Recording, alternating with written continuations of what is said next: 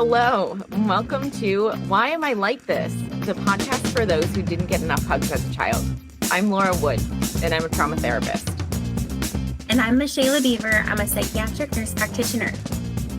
So, Michaela, why are we doing this podcast? I am so glad you asked. We want to help you understand yourself a bit better, how the things that you learned about yourself and the world in childhood are still affecting you today. We want to figure out, why are we like this? Those random things about ourselves that we might wonder about, like, why am I so jumpy? Why am I so anxious? Why do I take everything personally? Why are my thoughts so negative? Why do I feel like I have to fix everything all the time? Yes, and today we are talking about being serious people. Why are we so serious all the time? And we're going to try to answer the following questions. Why can't I see the lighter side of things? Why is laughing good for me? And how to not take yourself so seriously. So let's get into it. Why are we so serious? Yeah, that's such a good question. I think that, again, there's always multiple reasons for why we're like this. But I think of perfectionism. I think that if we can maintain this carefully curated version of ourselves, that people won't see our flaws. Mm-hmm. Yeah, I don't want to be judged. I don't want to be, seen as imperfect, or, I want to be taken seriously. I want to be respected. I want to be seen as I'm not messing anything up ever. Yeah. Maybe I would think I'm not smart enough, or people would think I'm not smart if I made a joke. Mm-hmm. Or I think fear and hypervigilance can make us seem really serious, we're not present. And so if we're constantly walking around afraid of somebody seeing us mess up, and we're just super diligent about the way that we behave all the time, we can just come off as really serious and stoic and not really, we're not loose. We're not going with the flow. We're so hypervigilant, trying to be a certain way all the time. Mm-hmm. Yeah, for sure. Well, I think that, in our busy lives, and we're always trying to get ahead, we are spending more and more time in that fight or flight response. Mm-hmm. And so it can, if we do laugh and we do joke, that actually helps to get us more into that parasympathetic nervous system, and get us out of that fight or flight. And so it can be really hard if we're trying to work really hard at, doing all these things. It can be hard to let down that guard sometimes. Mm-hmm. Yeah. If I feel I have to do everything right all the time, and I'm busy, thinking ahead and, planning for what's next, what's the next thing? I have to be prepared. I can't just stop and laugh, because then, I could be vulnerable. I could be seen as, not doing something right, or not taking something seriously, or not paying enough attention, or, somebody might judge me in that way. Mm-hmm. Well, and I think too, when we're with a group of people that maybe we don't trust completely, right? It's hard to let that guard down. And so where maybe we would normally, make a funny joke or act a little bit silly, maybe we don't feel comfortable enough to be vulnerable in that situation. And so we might think that people are going to laugh at us, or they're not going to like us if they see that real version of us. Yeah. And, when we are honest and genuine and actually do show ourselves, people tend to like us more. That's the reality. When we're looking on the bright side, or when we're, letting ourselves kind of be a little silly, or be easier to, go through different things, be more flexible, we're actually showing that we're human beings, and people appreciate that. At least I think so. Yeah, I agree. I think that it's our own internal experience of that, and the fear of maybe the past, right? If we, were silly at one point, and someone, used it against us, or, maybe somebody didn't like us for it, or we feel like people don't really understand our funniness, right? We try to make jokes and, maybe they don't understand our humor. And so we kind of learn that it's not safe to let people see that side of us. Hmm. And growing up, like, what was the vibe in your house, right? Like, I always check in with people about what was happening when they were kids. Were they allowed to be silly? Was silliness something that was appreciated in their house, or was silliness something that was like frowned upon?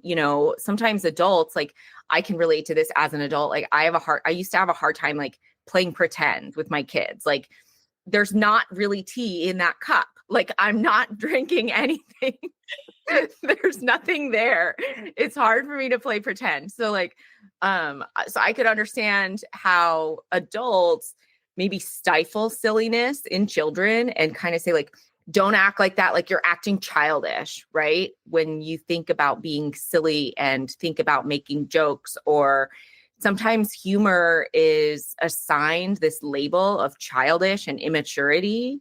And so people don't want to be seen that way as an adult. They think that adults are supposed to be serious all the time.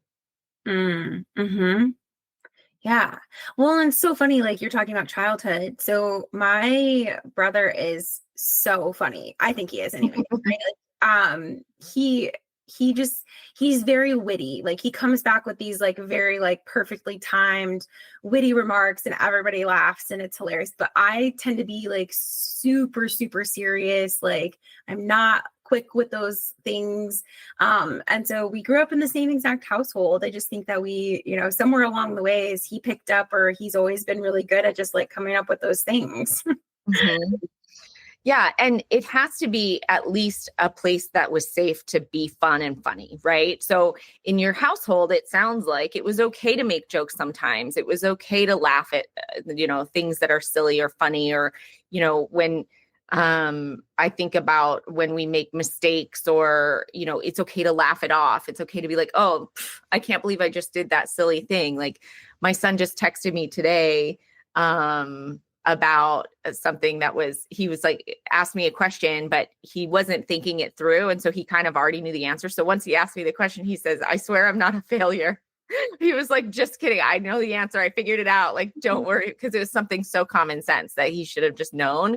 And so he made a joke about it. And I replied back, LOL. And I laughed out loud when I saw the text.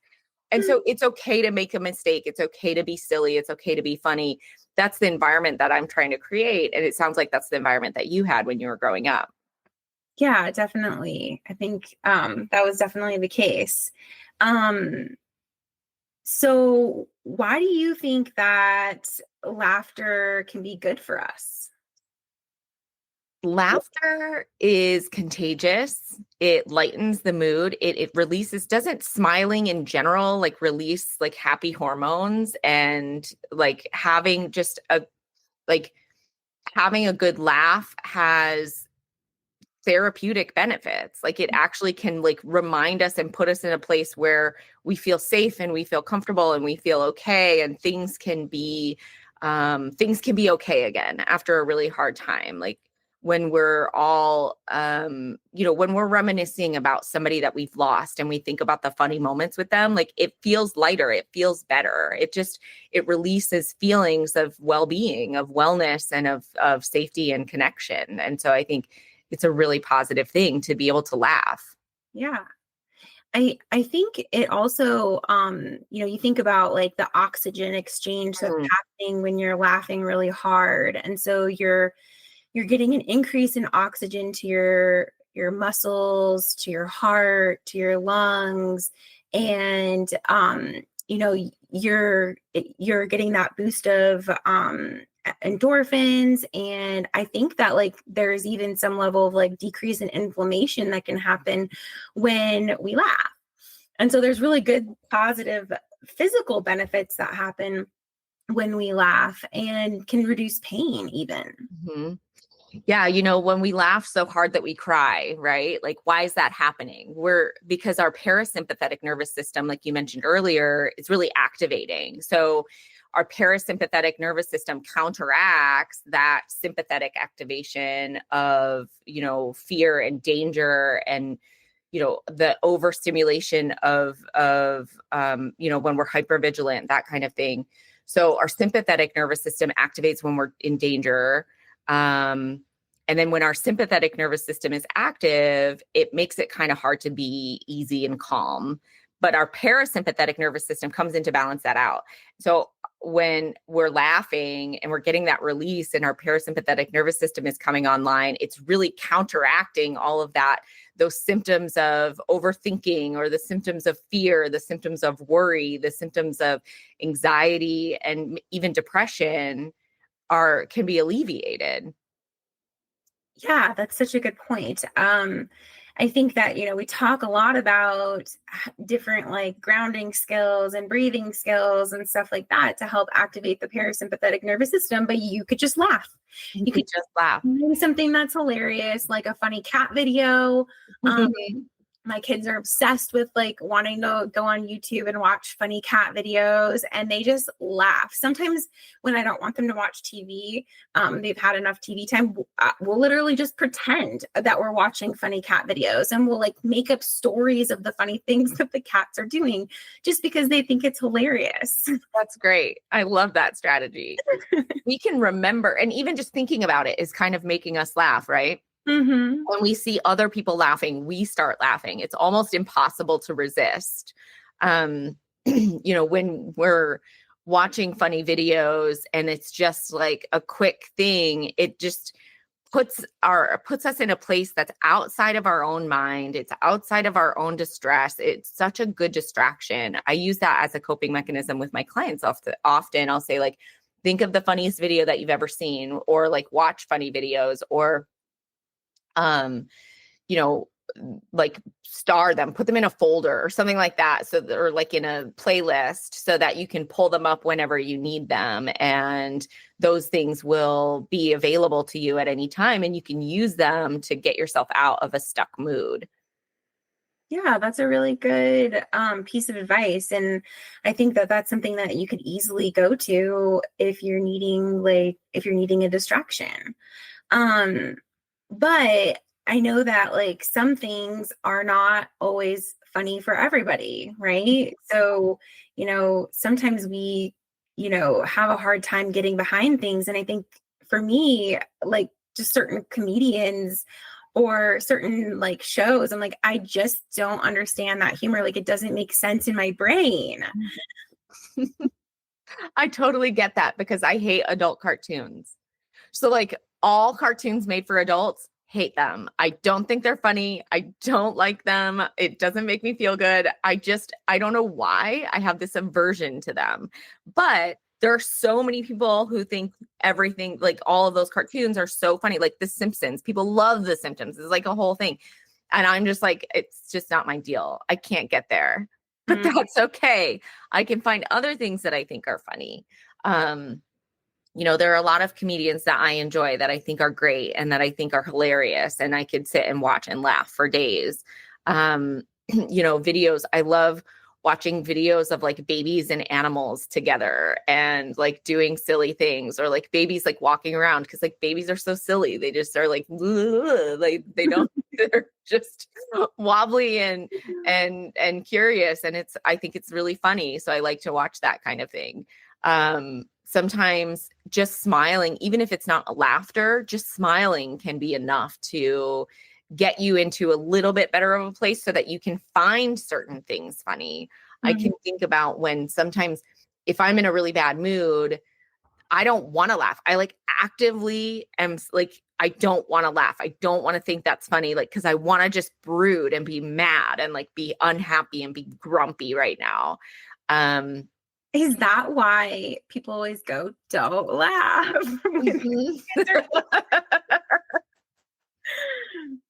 Yes. And it's so annoying, right? But it works. Like you have to be okay with what works, and we have to be accountable to our own self and like recognize that being in a broody, sad, grumpy mood is okay, but it's not necessary. And so we can make a change and get out of that. And we don't have to sit and like just be miserable because something miserable is happening. It doesn't discredit or disrespect the bad thing that's happening if you change your mood and change your mindset.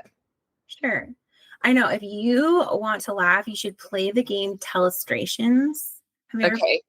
I've never played it. Okay, so it's like telephone, right? But it's only like, but it's like you draw pictures and then like somebody else will write the word and then the next person draws the pictures. And as you can imagine, if people are not great like at drawing or Mhm. spelling in our family, apparently, it is the most hilarious thing. And you laugh so hard and you get social connection when you do those kinds of things. So like trying to find some kind of game or thing that is hilarious, like catchphrase, sometimes like that can be really funny. So you find things like that, you can actually improve your social connection with people and laugh at the same time and let the stress of the week, just relax off of you, and you can feel a whole lot brighter just from doing some of those things. Mm-hmm.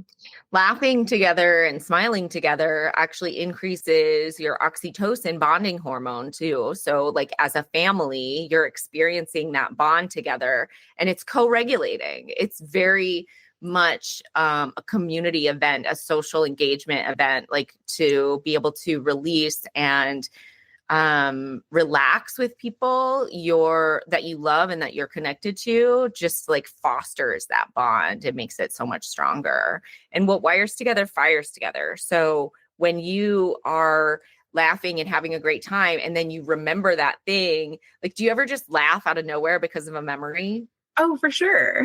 I do it all the time. Like I'll think of something and I'll just start laughing.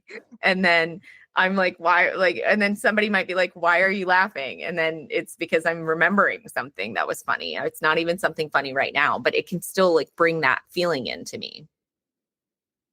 Yeah, that's so helpful.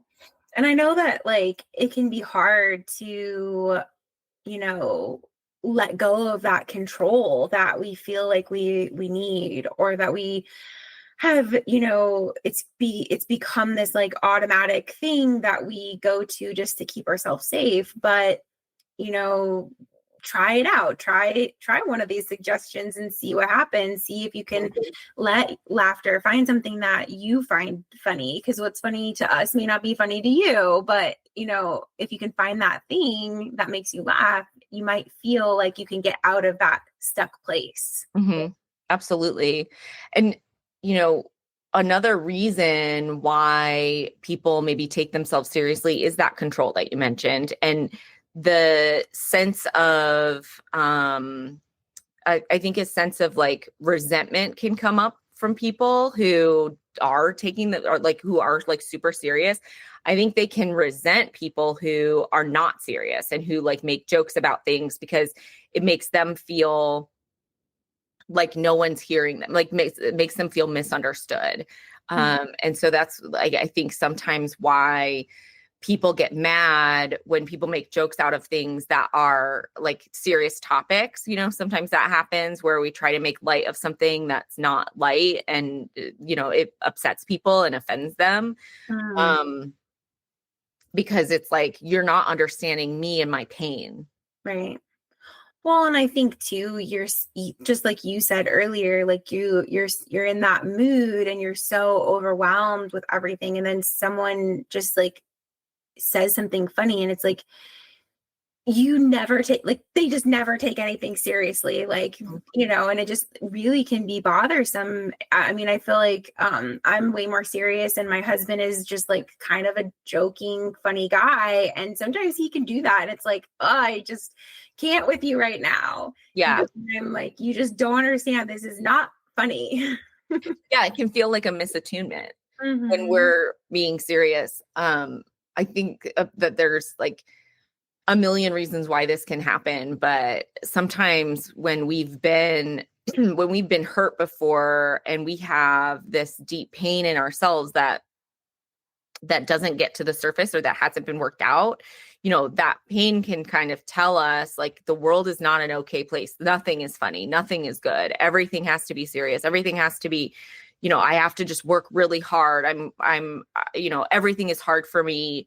I'm just, I'm never gonna catch a break. Like I can't catch a break. Like those kinds of thoughts can come to mind when we're in a serious place, when we're feeling like, when we're a person who is really struggling with depression or struggling with, just life circumstances that are out of their control. I think those negative thoughts can make it hard to see the bright side. They can make it hard to release that feeling and just let go and laugh and experience joy. Mhm. Well, I think that you really hit that one right on. So you said that they're trying to control things. Basically, you're trying to control things that are outside of your control in Right. that time, and that can make us feel like everything is really serious. Like we're going to take everything really serious in that because it feels so out of our control and overwhelming. Hmm. And if we've been hurt or if we've experienced trauma or if we've experienced danger, we might believe like, hey, this is serious. Everything is serious, right? Because if we don't take it seriously, we could get hurt. We could be in danger. We could, that hypervigilance again, that sympathetic nervous system activation of the fight or flight mechanism that is like really running our strategies all the time. Well, and what I think is really interesting is that people with that high functioning anxiety, they're in this state all the time and it feels really normal. It doesn't feel like you're anxious or like you're really worried about something, but you are. Mm-hmm. And so it's just become your new normal. Mm-hmm. And the thing you might notice is that it is hard for you to laugh or take things, lighter or, laugh things off or whatever. And so everything feels really hard. Mm-hmm. And it feels really heavy and it feels really alone and isolating, which Mhm. is why laughter is the antidote to that in a lot of ways, Yeah. right? Because of that social engagement and because of the connection that comes from laughing. And, I always say that we have to have a connection with ourselves. And so sometimes just like watching something funny, even if we're alone, and laughing and experiencing joy by ourselves, like in a safe space where we don't have to feel vulnerable, can be a good way to start like healing. It can be a good way to start not taking yourself so seriously. Yeah. The other thing that I had thought about here was like, you know, uh, specifically surrounding like kids is like us as adults taking everything seriously that they do, um, Mm, because um, the outcome, if we don't, is that they're going to be a terrible human being. They're going to be a delinquent. They're going to never be successful. And so, like, we need to, teach these lessons so that they can be good human beings. hmm. That makes so much sense. Like, if as a kid, I was taught that everything has to be taken super seriously, otherwise, something really bad will happen. I am thinking that I wouldn't have, the freedom or the safety to be silly or to laugh things off or to see the humor in something, even as like a coping mechanism, right? Because I think a lot of people use humor as a coping mechanism, which can be to an unhealthy degree. All coping mechanisms can be used to an unhealthy degree. For sure. But when we don't overuse it and we're just using it to kind of see things in an okay space and see the lighter side of things, like that can be really effective and helpful. But if my whole life I've been taught that like life is serious, everything is serious, like we have to be serious all the time, that would probably prevent me from believing that things can be funny as an adult. Mm-hmm. Well, and I think that as a parent, if something, spilled water, it doesn't have to be the end of the world. And we can make jokes out of even hard things. Mhm. And we can teach lessons even through humor. I talk to kids about, when they're being bullied. Like, can you make a joke out of what they're doing, right? Because we don't have to take everything seriously. And if we do in certain moments, then if we can flip it into being something funny, then that takes the power away from certain situations, or it makes it so that you can teach a lesson and the kid doesn't have to feel as overwhelmed with guilt and shame in that moment. And so not everything has to be like, not every like consequence or every lesson that we teach has to be a negative one. Yeah, I agree with that. I think that's really important as we're interacting with our kids or with young people or with anyone, right? Like when we're offering correction, we need to be coming from like with the heart of a teacher, as a light-hearted sort of like, hey, that happened, whoopsie daisy, and this is okay. You know, instead of coming down on somebody like you should have known or you did this messed up, and that's really stifling instead of uplifting. Yeah. Well, I think that one of the things that's really hard as a parent, and I struggle with this too, is like our expectations of our kids grow and grow and grow. And sometimes our expectations grow outside of the what is actually normal for a kid of that age. And so once they've shown that they can do something and they can do it well, that doesn't mean that they're proficient at it. It doesn't mean that they're always going to be able to do that. Doesn't mean they're going to not forget sometimes. And so, but the expectation is, oh, you did it and now I know you can do it. And so therefore you should always be able to do it. And I don't know what just happened here. Mm-hmm. Yeah, we call that the expectation gap, is the gap between what we expect is and what's actually possible, right? Like you said, just because we can demonstrate proficiency in a moment doesn't mean we can demonstrate it consistently without support and reminder. Like we still need those training wheels. Like even when you have training wheels on your bike, there's a time, because the training wheels they're not as deep as the actual wheel. So there are moments where you can ride your bike and balance even with those training wheels on. Mm-hmm. That doesn't mean you can consistently do it. It's just practice. It's getting started. You still need support and you still need that backup. It's like bumpers in bowling. Like even if you don't hit the bumpers, every single time, if 6 out of 10 times you do hit them, like that, those 4 times demonstrate that you're practicing and that you're getting better, but that you're not yet fully consistently able to do it every time. Oh, I love that. That's such a good analogy. So yeah, I mean, I think that's a huge thing. And I think it can be really hard because we so desperately are ready for things to get easier. Parenting is so hard, and relationships in general are just really challenging, and I think that, when we can see glimmers of hope, we really want that to stay. We don't want to go backwards. No, we don't want to go backwards, but it's important to know too, when I think about my clients and I think they say things like a setback or whatever, we're never going back. We're never going backwards. Just because on the 5th time I hit those bumpers doesn't mean that on the 6th time I won't.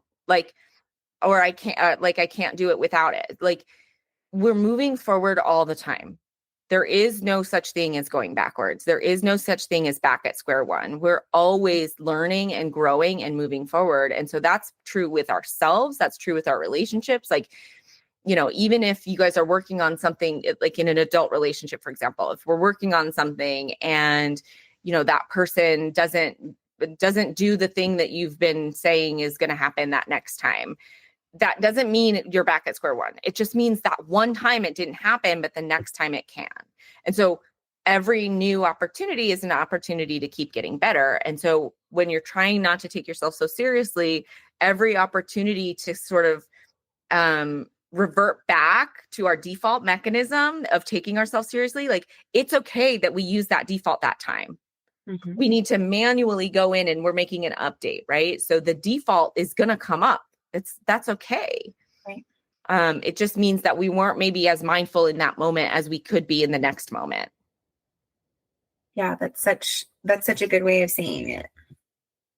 I think mindfulness too is a way to start to see the lighter side and not take yourself so seriously, like recognizing that you're a person with flaws and recognizing that you're not perfect. There's a lot of that in mindfulness, is that nobody's perfect. Nothing's perfect. We don't have control over certain things. We don't have the ability to change what we can't change. We only can, we can only really respond and react and operate from a place within. We can't control everything on the outside. Mm-hmm. I wonder, maybe that's a skill that might be helpful to help people be able to feel like they can let back down and laugh, is like, maybe if you can't get into something, maybe that is a sign that maybe you need to do some mindfulness or you need to do some grounding so that you can get into the rest and digest. Mm-hmm. And activate that parasympathetic nervous system so that maybe you can laugh. Mm-hmm. Yeah, I think mindfulness is always a great place to start. The next place I think is to practice and give yourself grace, like practice over and over, like try to find something funny in every day. Try to find something, a glimmer of hope or a glimmer of brightness, like even in the worst possible situations. There's always something that you can find, whether it's a memory of something else, or, something like some funny video or a playlist of things that you've saved over time. But like, you can always maybe find a moment in the day to laugh or to smile, and just practice that as many times a day as you can. That's a good idea. What else can you think of to help people continue to, see things in a less serious way? Anything else you can think of? I was thinking about a strengths inventory, like making a note of all the things that you find good about yourself, like all the skills that you have, like take a strengths inventory, a skills inventory, things that you're good at, things that make you feel good about yourself. Because when we are taking ourselves too seriously, a lot of the time we're overcompensating for our confidence. Like we're, afraid that people are going to see our flaws, and that's because our flaws are so prominent in our mind that we're maybe need to balance those out with some strength. That's a good idea. I guess I hadn't really thought about like this being a sign of like low self-esteem. Mm-hmm. But yeah, that makes a lot of sense. Like we're thinking all these negative things in our head all the time, and we are struggling to balance out some of those negative thoughts. So trying to come up with like more healthier, positive coping skills or positive thinking, and maybe even like identifying our triggers, and recognizing like what those negative thoughts are so that we can maybe have a mantra that we, use every time that one thing comes up. So like, I'm a good friend, or I'm doing my best or whatever. Mm-hmm. I love that. I think challenging those thoughts, having a positive opposite, something that we can use to balance out that narrative and counter that narrative in our mind that, we're not doing good, or that people are going to see us at our worst. Like reminding yourself that you do have a best. Mm-hmm. And that you can be at your best, and people can recognize that, and that people aren't always looking for flaws. Sure. Yeah, that's true. I also like, one of the things that you talked about before is that would work here as well, is what's the worst thing that could happen, right? Mm-hmm. Playing that what's the worst thing that could happen? Like if I go into this social setting and I let people see the like goofy, funny side of me, like what's the worst thing that could happen? Mm-hmm. I love that. The worst case scenario game. It's one of my favorites. Mm-hmm. I think that's a good one. So we've got mindfulness practice, finding moments to laugh, finding moments to smile, seeing just a glimmer every day, making a list of all the things that you're proud of, all the things that you find that you're good at, the things that make you feel good about yourself and that you feel strong in. And then adding to that list, right? Like this isn't static. This grows over time. So it's going to get longer and longer the more you do it. And then playing that worst case scenario game, challenging those negative thoughts with like, well, that's not really true, is it? Because the worst case scenario is probably not that likely. Mm-hmm. So I think those are all really good skills to not take yourself so seriously. I love that. Yeah. What a good place to leave it today. Yeah. And so I really appreciate your insights and your help on this, not taking us so seriously. And thank you for listening to Why Am I Like This? If you like our show, please leave us a rating and review on your favorite podcast platform. Follow the show and share it with your friends. This episode was written and produced by me, Laura Wood, and Michaela Bieber. Our theme song is Making Ends Meet by Thick as Thieves, and a special thanks to Benevery Counseling and Coaching and Active Healing Psychiatric Services for sponsoring our show.